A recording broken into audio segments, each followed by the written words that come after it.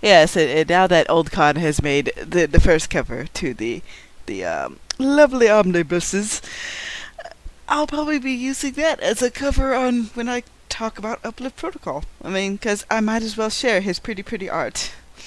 I plan on making a banner out of all of it once I get all four covers commissioned. It's like, yay! But yes, the way I did a very simple way of world building.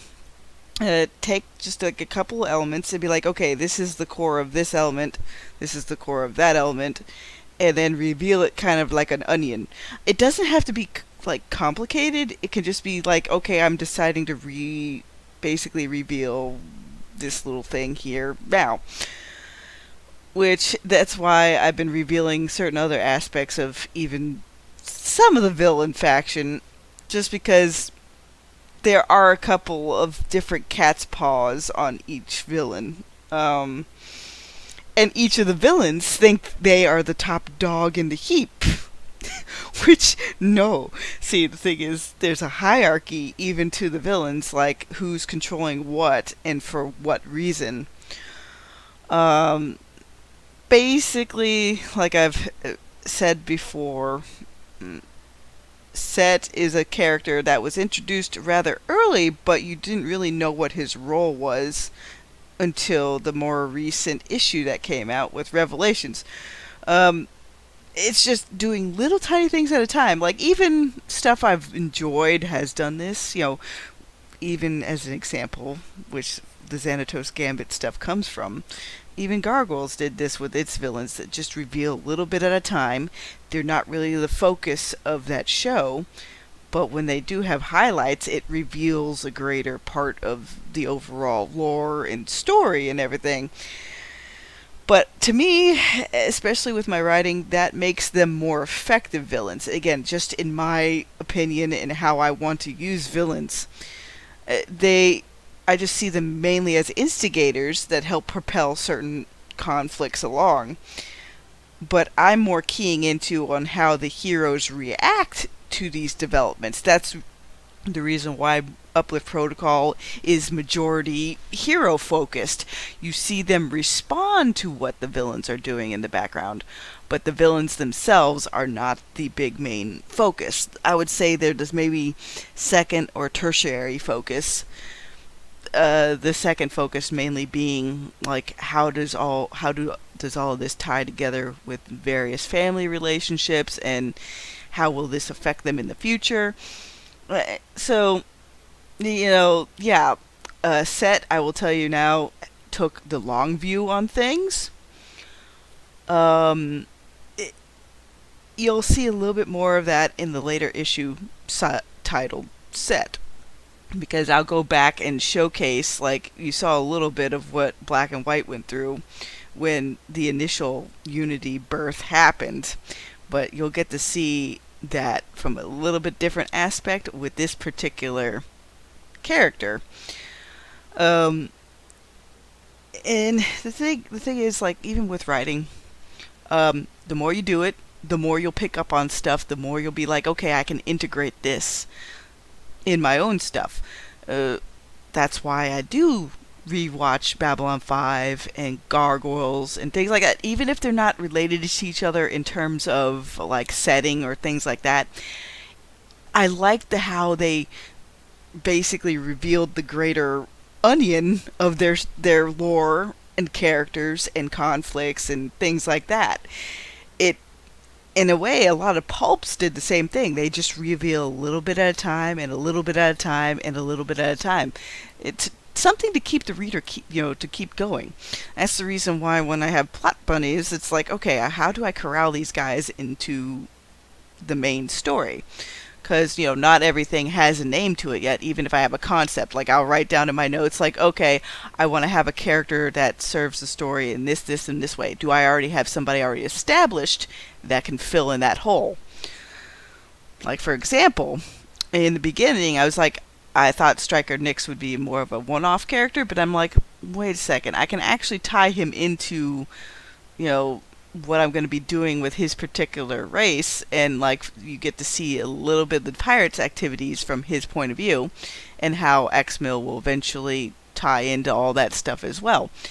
So most of the time with writing, even with characters, one-off characters you build, those can actually serve a good purpose too. Babylon 5 did this very effectively with certain guest characters that, like Emperor Turhan, only turned up the one time. But he was a very effective character in showcasing what the Centauri were going through and what the old guard versus the new guard wanted. And other secondary characters reference him every once in a while, which, he becomes very effective. That, yeah, like this is like what the most fun I'm having with, and yes, depending on what your mindset is for your writing, you can go completely business-like and like put out everything to where you will get a livable income from just writing.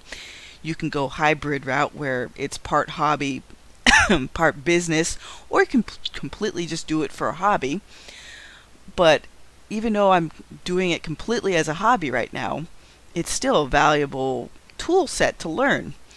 Eventually, I might even be able to give up my full-time job, But for right now, I just want to, this is helping me get into the habit, build up the toolbox, write at pulp speed. This is a pure passion project for me because that is a good way to really get into the habit of writing. Something you genuinely really, really want so very badly. It's a good motivator. Again, most times I can usually go between 3,000 to 6,000 words right now in each each session I go through. And I'll go back through and I'll add stuff. I might change things, different word choice. But overall, I'm not worrying about, oh, manuscript, I'll hang on to you until you're absolutely done. I'm like, kick, fly, bitch, fly. That's why it's the fourth draft. And later on, once the series is finished, I'll go back through with more stuff in my toolbox and like tweak things if I have to, and be like, okay, this was a learning experience, and I have even more now to draw upon. Because I've noticed, like, even in the earlier books, the reason why I did a little bit more description is because I was basically loading up, like, okay, this is what this setting's about. But now that I'm, almost to book 3, I don't really waste time with, like, yes, by now most of the readers know what dweller gates are. That's what the humans call the scholar gates left behind to traverse regular space and regular FTL, because the weave is another kind of like dimensional concept where it set up its own kind of economy and ecology, which is like, because I looked at it, it's like, I liked Babylon 5's idea of there being like a hyperspace, you go through the gates, but it had like kind of an alien feel where it's like, I want to give the weave kind of that similar thing when people go through weave space.